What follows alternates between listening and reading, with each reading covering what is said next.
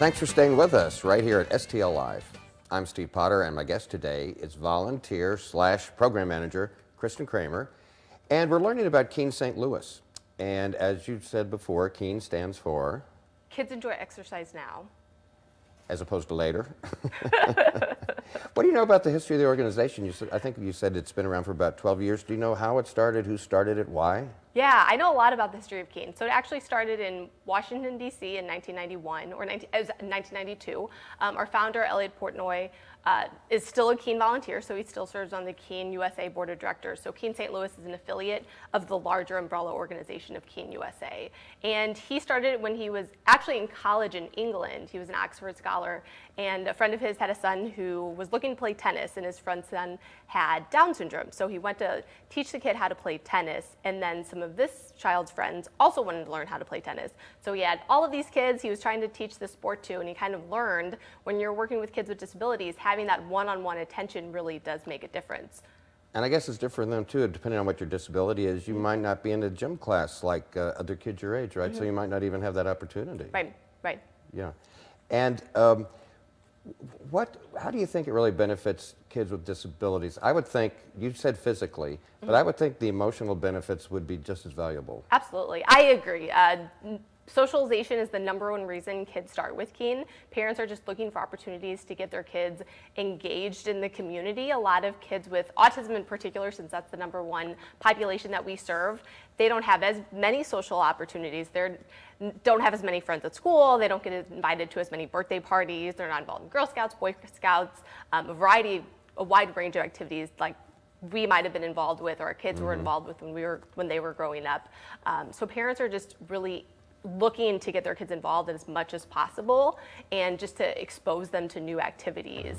And sports might not be their #1 preferred activities. So in addition to sports, we have swim activities, we have music activities. So we have a variety of things to really adapt to each individual child. But you make an effort to figure out what an individual kid, of all those things you mentioned, where an individual kid would fit in best. Sure, right? Absolutely. So a lot of the kids kind of pick and choose which activities they want to do. They kind of try them all out until they really find one that works for them.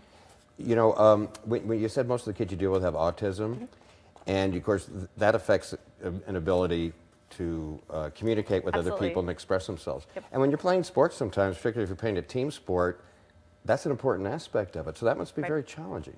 Sure, that's why, #1, a lot of our activities are unstructured, so we don't do, if you think of like a basketball game, we don't play a lot of basketball games.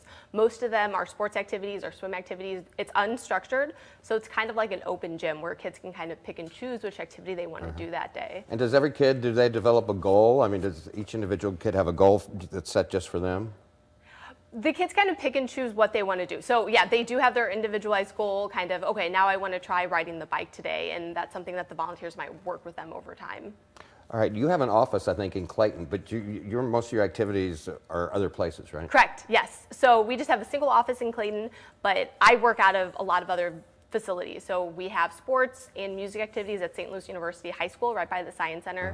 We swim at the center of Clayton in Clayton, and then we have sports, music, and swim activities in St. Charles as well. All right, tell me what's coming up on April 7th. April 7th is our large gala, so this is what we have every year. This year, our theme is a casino night, so it's all in for Keene. It's on April 7th from 6:30 to 10 p.m. So there might be gambling involved?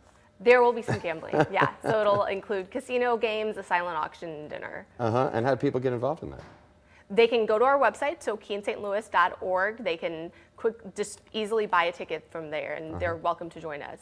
And I guess, tell me what kind of feedback do you get from parents after their kid is involved in these activities and has this new experience for the first time? What kind of feedback are you getting?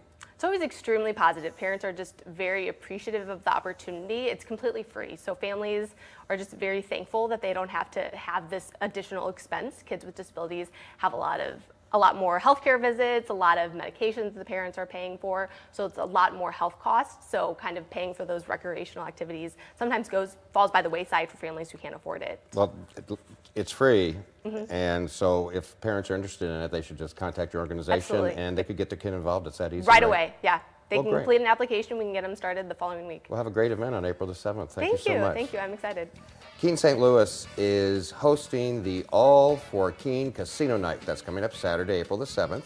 and it's taking place at Sunset Hill Golf Club, which is at 13366 West Watson Road. And if you'd like more information, call 314-259-5980 or visit KeenSTLLewis.org. There's more STL Live right after this, so stay with us.